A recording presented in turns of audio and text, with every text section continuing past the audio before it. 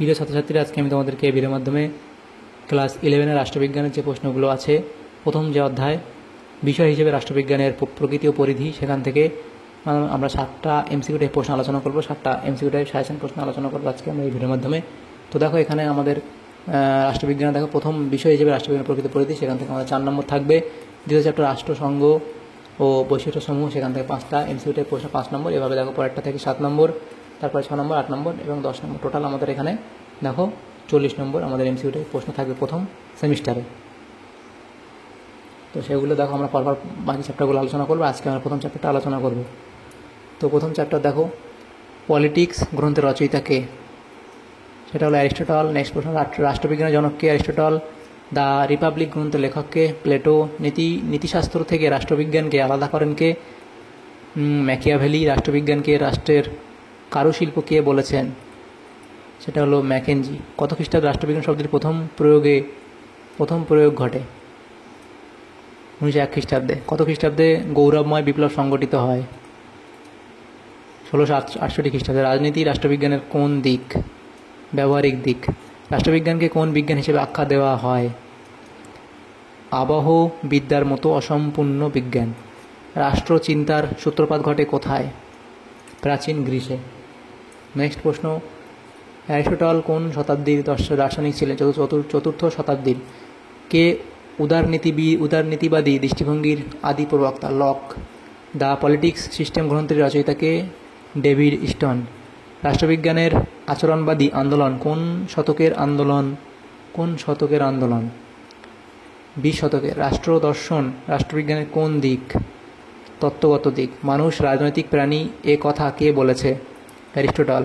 Chicago গোষ্ঠী নামে কে পরিচিত? হারবার্ট সাইমন ও গ্যাব্রিয়েল অ্যালমন্ড। নতুন রাজনৈতিক অর্থতত্ত্বের প্রবক্তাকে? জে.এম. বুকানন। সিস্টেমেটিক পলিটিক্স বইটির লেখক হলেন ক্যাটলিন। রাজনীতি হলো সমাজের প্রতিরূপ কে মনে করেন? স্টোন। কাকে আচরণবাদের বৌদ্ধিক ধর্মপিতা বলে অভিহিত করা হয়? চার্লস মেরিয়ামকে। ল অব কনস্টিটিউশন গ্রন্থটির রচয়িতাকে? এ.ভি. ডাইসি। পলিটিক্স শব্দটির উদ্ভব কোন শব্দ থেকে? গ্রিক। লেনিনের মতে রাজনীতি কিসের ঘনীভূত প্রকাশ? অর্থনীতির। সর্বাপেক্ষা কম ক্ষমতাশালী রাষ্ট্রতত্ত্বের প্রচারককে? Robert Nozick. রাষ্ট্রবিজ্ঞানকে একটি প্রগতিশীল বিজ্ঞান কে বলেছেন? Lord Bryce. The process of government গ্রন্থটির লেখককে? Arthur Bentley. রাজনীতির তত্ত্বগত আলোচনা সর্বপ্রথম কে শুরু করেন? অ্যারিস্টটল। উদারনীতিবিদ রাষ্ট্রচিন্তার আদি প্রবক্তাকে? লক। রাষ্ট্রবিজ্ঞানের রাষ্ট্রকেন্দ্রিক সংজ্ঞা কে দিয়েছেন? গার্নার। হিতবাদী তত্ত্বের মূল কথা কি? সর্বাধিক সুখ।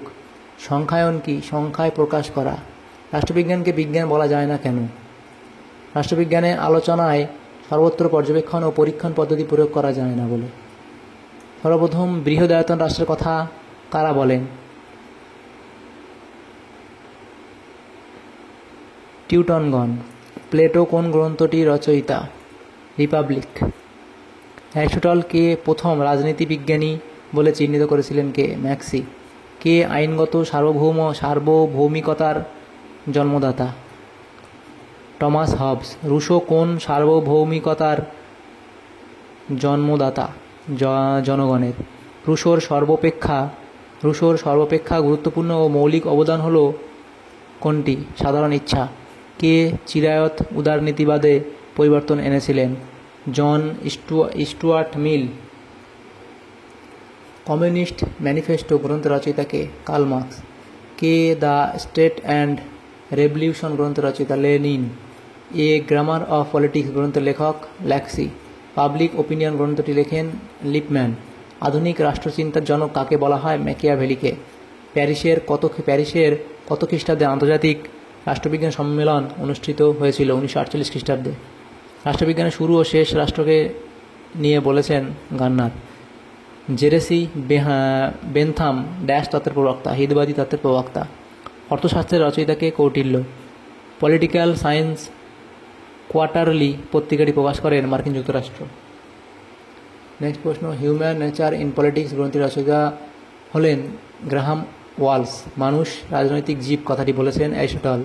দ্য এলিমেন্টস অফ পলিটিক্স গ্রন্থটির প্রণেতাকে Barker. The process of government গ্রন্থটি লেখেন আর্থার বেন্টলি। প্রাচীন গ্রিসে ছিল নগর রাষ্ট্র। রাষ্ট্রবিজ্ঞান হলো রাষ্ট্রবিজ্ঞান উক্তিটি ব্লুন্ট সলির। অ্যারিস্টটল একজন দার্শনিক, গ্রিক দার্শনিক। রাষ্ট্রবিজ্ঞানকে বিজ্ঞান বলার পক্ষপাতী অ্যারিস্টটল। বৈজ্ঞানিক সমাজতন্ত্রের কথা বলেন মার্কবাদী দার্শনিকগণ। রাজনৈতিক অধিবিদ্যা থেকে মুক্ত করেন যুক্তিবাদী দার্শনিক জন লক। তাহলে আমরা রাষ্ট্রবিজ্ঞানের প্রথম যে অধ্যায় সেখান থেকে যে প্রশ্ন ছিল 7টা MCQ এই প্রশ্ন আমরা আলোচনা করলাম আজকে এই ভিডিওর মাধ্যমে। পরবর্তীতে পরের যে চ্যাপ্টার সেগুলো আলোচনা করব। তো যদি তোমাদের সামান্যতম উপকার এসে থাকে আজকে ভিডিওটা অবশ্যই লাইক করবে, আর পরবর্তী চ্যাপ্টারের প্রশ্ন পাওয়ার জন্য আমাদের চ্যানেলকে অবশ্যই সাবস্ক্রাইব করে রাখবে। Thank you, thanks for watching.